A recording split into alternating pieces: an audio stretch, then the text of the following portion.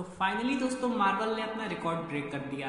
अब वो रिकॉर्ड क्या है मैं बताता हूँ। यानी कि मार्वल का रिकॉर्ड है कि यहाँ पे वो टीवी सीरीज जब भी लाता था तो वो वीकली आता था, लेकिन इसके बाद व्हाट इफ के बाद वो डेली आने लगा।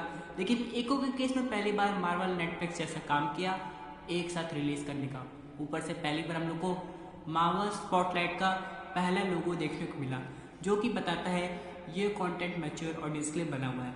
एको की बात करें तो ये टीवी सीरीज एक तरीके की ओरिजिन स्टोरी है, लेकिन हाँ ये यहाँ पे लोकी और मून नाइट से बेहतर तो नहीं है, लेकिन डेफिनेटली शी हल्क और मिस मार्वल से ज़्यादा बेटर लगी। इन सब के अलावा दोस्तों यहाँ पे सबके पर्सनल ओपिनियन हो सकते हैं, किसी को पसंद आएगी किसी को नहीं, लेकिन हाँ ये बहुत सारे राज खोलते भी हैं और एक क्यूरियस पॉइंट पे भी ऑडियंस को ले जाता। जैसे कि एको के एपिसोड 1 में जो इनके एंसेस्टर्स की स्टोरी दिखाई गई, जो कैसे एक तरीके के केव के अंदर रहते थे फिर बाहर आके वो ह्यूमन का फॉर्म ले लिए थे, वो काफ़ी इंटरेस्टिंग था। और वो देख के कहीं ना कहीं हम लोग को व्हाट इफ का कहोरी वाला एपिसोड याद आ रहा था, जहाँ पे केव के अंदर एक नीला पानी था, वो किसी और पोर्टल को ओपन करता था।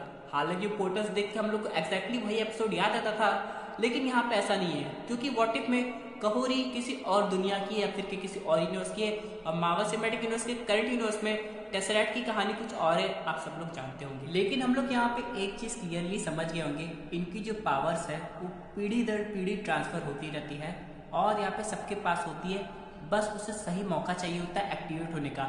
लेकिन वो पावर्स हीलिंग के अलावा, पुरानी मेमोरी ताज़ा करने के अलावा और क्या क्या कर सकती है, ये तो हम लोग को आगे की कहानी पता चलेगा जब एक को हम लोग को दोबारा दिखाई देगी। बात करें दोस्तों किंग, तो यहाँ पे जिस तरीके से उसने अपनी आँख के बगल से या फिर ऑलमोस्ट आँख पे बुलेट झेली है, वो यहाँ पे काबिले तारीफ है। क्योंकि अगर आप लोग कॉमिक्स पढ़ेंगे तो किंग पिन कोई सुपर ह्यूमन नहीं है, ना ही वो यहाँ पे कोई म्यूटेंट है, बल्कि उसने टीनेज से अपनी बॉडी को ऐसा ट्रेन किया है कि उसकी बॉडी सुपर ह्यूमन पीक पे पहुंच गई। अब यहाँ पे जनरल ऑडियंस किंग पिन को काफी मोटा तगड़ा कहेगी, लेकिन जो उसका फैट परसेंटेज है वो कॉमिक्स में कहा जाता है काफी कम है। उसकी पूरी बॉडी ही प्योर मसल्स है जो इसे हैवीली पावरफुल बनाती है, जिसकी वजह से वो इतने बड़े बुलेट के बाद भी झेल गया था और बच गया। बात करिए सब सीक्रेट पोर्टल्स की जो हम लोग को इस टीवी सीरीज में देखने को मिले हैं, इन सब का कुछ और भी काम हो सकता है, इसको ज्यादा डिटेल में नहीं बताया गया। हालांकि हम लोग समझ गए कि पावर्स ट्रांसफर होती जा रही हैं, लेकिन ये पोर्टल्स और भी कुछ कर सकते हैं जो अभी रिवील होना बाकी है। क्या पता इनका राज बाद में खुले, क्योंकि आप लोग को याद होगा मिस मार्वल टीवी सीरीज में जब कमाला ने पहली बार बैंगल पहना था, एक ऐसे रील में पहुंच गई थी जहां पे उसे कुछ इंसानों की झलक मिली थी जो कि हो सकता है उसके पूर्वज होंगे। तो यहाँ पे ज्यादा कुछ डिस्क्लोज नहीं हुआ, खासकर नूर डायमेंशन के बारे में ठीक से बताया भी नहीं गया। उसी तरह दोस्तों एको में जो कहानी दिखाई गई है वो और इन डेप्थ में बताई जा सकती है, लेकिन उसके लिए ऑडियंस को सीजन 2 का वेट करना पड़ सकता है। लेकिन यहाँ पे सबसे इम्पोर्टेंट बात यह है कि मार्वल स्टूडियोज ने टेक्नोलॉजी की मदद से कुछ अलग करके दिखाया है। यहाँ पे जब किंग पिन दूसरी बार एको से मिला था, जब उसकी आंख में गोली लगी, तो उसने एक ऐसी टेक्नोलॉजी यूज की जो कि साइन लैंग्वेज को डिजिटली एको को दिखा सके और एको की बात सुन के किंग पिन तक पहुंचा सके। और ये टेक्नोलॉजी दोस्तों हो सकता है स्टार्क टेक्नोलॉजी हो या फिर हैमर टेक भी होगा, जो कि हम लोग को आयरन मैन 2 में भी दिखाई दिया है और व्हाट इफ सीजन 2 में भी। क्योंकि दोस्तों कहीं ना कहीं Marvel cinematic universe Justin hammer पे भी ज़्यादा ध्यान इसलिए दे रहा है क्योंकि उसकी बहुत बड़ी रिक्वायरमेंट होने वाली है आर्मर वॉर्स की टीवी सीरीज में। तो ये देखना काफ़ी इंटरेस्टिंग होगा कि टोनी स्टार्क के जाने के बाद पूरी दुनिया में टेक्नोलॉजिकल एडवांसमेंट में जस्टिन हैमर कैसे टेक ओवर करता है। हम लोग एक बात तो समझ गए हैं, रियल एवेंजर्स के जाने के बाद किंग पिन अब पावर का और भूखा है और इसे अपना दायरा बढ़ाना है। हालांकि पब्लिक के सामने तो वो एक बहुत बड़ा बिजनेसमैन है ही है, लेकिन एको के पोस्ट क्रेडिट सीन में हम लोग एक चीज़ समझ गए थे कि उसे अभी बहुत कुछ करना है। यानी दोस्तों अब यहाँ पे एको को तो पीछे छोड़ गया, कभी ना कभी एको उससे मिलेगी दोबारा, लेकिन यहाँ पे अब उसकी दूसरी ऑब्सेशन शुरू हो गई है जो कि है आगे की पावर्स और जनता का प्यार भी। अब यहाँ पे अगर हम लोग समझने की कोशिश करें कि किंग पिन आखिरकार एको के इतना पीछे पड़ा क्यों था, एको ने उसे मार भी दिया लेकिन तब भी उसने एको को माफ कर दिया, क्योंकि किंग पिन एको के लिए एक अच्छा पिता साबित होना चाहता था। जैसे कि हम लोग ने किंग पिन का पास्ट जाना है, जो कि पुरानी नेटफ्लिक्स डेयरडेविल सीरीज देख के बैठे हो तो समझ गए उनके किंग पिन का पास्ट कितना दर्द भरा है, और यहाँ पे वो अपने पिता जैसा एग्जाम्पल सेट नहीं करना चाहता, जिसकी वजह से वो एको के पीछे पड़ा था।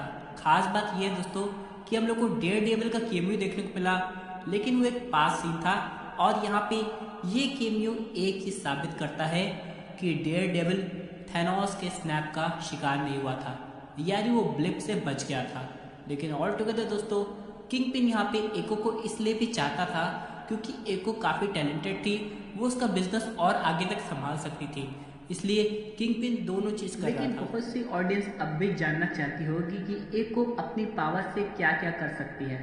यहाँ पे सबसे पहली बात, एको चार्जिंग एलिमेंट का काम करती है, यानी कि अगर वो अपने रिलेटिव्स के पास होगी जिनके पास भी पावर्स एक्टिवेट करने की ताकत है, तो एको की वजह से वो लोग अपनी पावर्स एक्टिवेट कर सकते हैं। इन सब के अलावा दोस्तों, एको लोगों का पास दिखा के उनको हील करने की कोशिश कर सकती है, उनको मूव ऑन करना सिखा सकती है। लेकिन यहाँ पे इसकी पावर्स इसकी फिजिकल स्ट्रेंथ भी बन जाती है, जो कि देखने में काफ़ी यूनिक है। लेकिन इसकी पावर्स की कैपेबिलिटी और आगे तक बढ़ सकती है, जो कि हम लोग को बाद में पता चलेगा। अब चलिए दोस्तों, थोड़ा डिटेल में बात करते हैं उस पोस्ट क्रेडिट सीन की, जहाँ पे किंग पिन को एक नया मोटिव मिल गया है। हालांकि किंग पिन के पास बहुत पावर है, लेकिन मेयर बनने के बाद वो लोगों के दिल में भी जगह बना लेगा।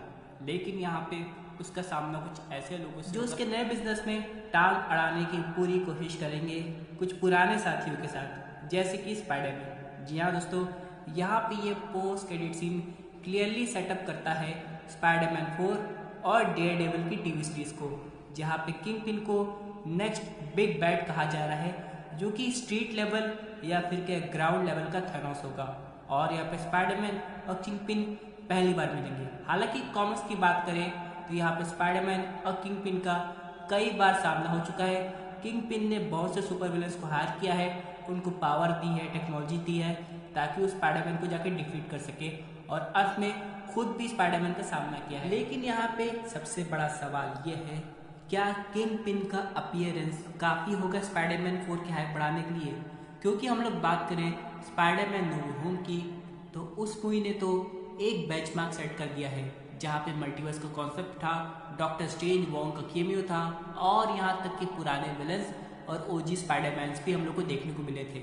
लेकिन यहाँ पे अगर किंग पिन स्पाइडरमैन 4 में आता है तो ठीक है, लेकिन किंग पिन के अलावा भी कुछ और विलन्स होने चाहिए जो कि स्पाइडरमैन की हाइप बढ़ा सके। और वैसे भी अगर आप लोग अभी डिज्नी प्लस ऐप चेक करेंगे, यहाँ पे डिफेंडर्स की टीवी सीरीज भी डिज्नी प्लस ऐप पे देखने को मिलेगी, जो कि शायद अब सब कुछ एक तरीके से कैनन हो गया है। यानी कि स्पाइडरमैन शायद ना सिर्फ डेयर डेविल के साथ टीम अप होगा, बल्कि जेसिका जोन्स, पावर और यहाँ तक कि आयरन फिस्ट के साथ भी हो सकता है।